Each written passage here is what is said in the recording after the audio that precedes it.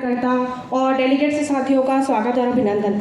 साथियों, देश की मौजूदा स्थिति को देखते हुए और महिला होने के नाते मैं महिलाओं के लिए हो रहे जो अत्याचार है उस पर थोड़ा प्रकाश डालना चाहूँगी।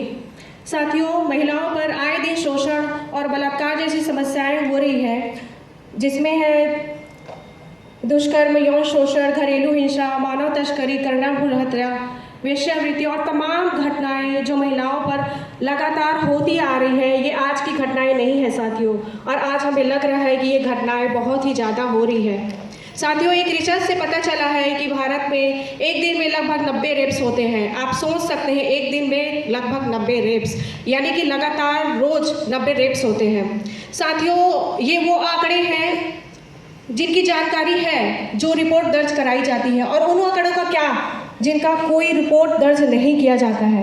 साथियों, वो किसी भी वजह से हो, जैसे शर्म के कारण, पुलिस प्रशासन की लापरवाही के कारण और बदनामी के कारण, और ख़ास तौर पर नेताओं और मंत्रियों के दबाव के कारण ये रिपोर्ट्स दर्ज नहीं कराए जाते हैं। साथियों, मैं आपसे सवाल पूछती हूँ कि ऐसा आखिर कब तक होता रहेगा?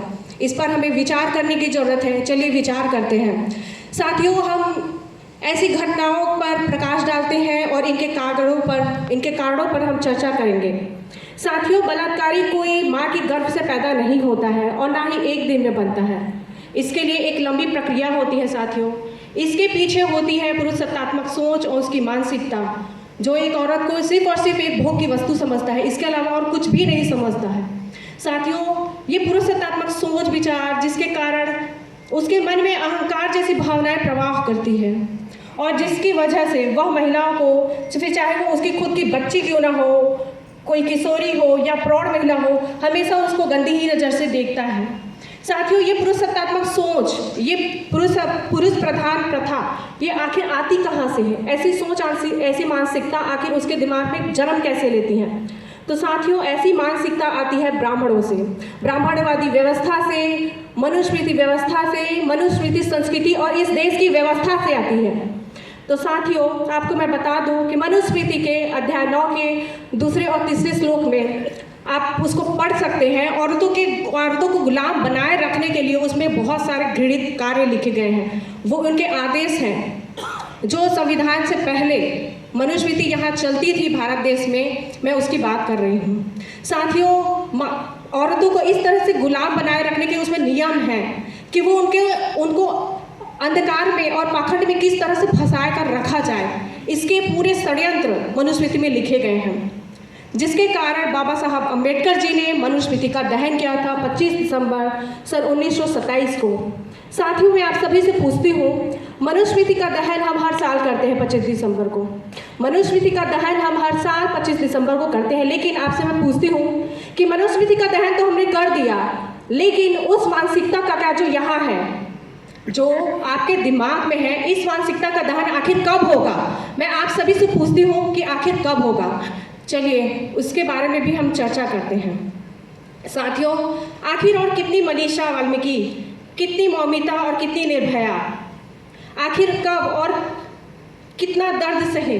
बताइए, कितना अत्याचार सहे, कितना बलात्कार सहे? आखिर हम भी इंसान हैं, हमें भी दर्द होता है, हमें भी चोट पहुंचती है, हम भी महसूस करते हैं, रोते हैं, बिलखते हैं, तड़पते हैं, आखिर हमें भी दुख होता है।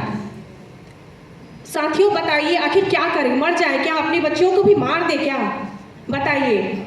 आज हम सभी तमाम बुद्धिजीवी एक जगह इकट्ठा होकर के देश की समस्याओं पर हम चर्चा कर रहे हैं। ये भी एक बहुत ही बड़ा मुद्दा है साथियों, जिस पर हमें विचार करना चाहिए। साथियों, एक और परेशानी ये है कि हम आखिर कितने बलात्कारियों को जेल में डालेंगे? आज न्याय व्यवस्था इतनी ज़्यादा खराब हो चुकी है कि न्याय पाना तो बहुत ही ज़्यादा मुश्किल हो चुका है। साथियों, और कितने कैंडल मार्च करेंगे, कितने धरना प्रदर्शन, कितने आंदोलन और कितनी आवाज़ें उठाएंगे हम? आखिर मैं आपसे पूछती हूँ कि ऐसी व्यवस्था इस भारत देश में बनाई गई है, जिसका समाधान आखिर हमें कब मिलेगा? साथियों, बलात्कारियों को जो नेताओं द्वारा संरक्षण दिया जाता है, जब खुद नेताएं ही उनके संरक्षण के लिए कार्य करते हैं, तो उनको सजा आखिर कब मिलेगी और कैसे मिलेगी? न्याय पाने के लिए हमें आखिर कितना दर दर भटकना पड़ेगा साथियों? जब न्याय देने वाला बलात्कारी नेताओं के संरक्षण में बैठा हुआ है, तो आखिर वो हमको न्याय देगा कब? वो बिल्कुल भी हमें न्याय नहीं देगा। साथियों, न्याय पाने के लिए हम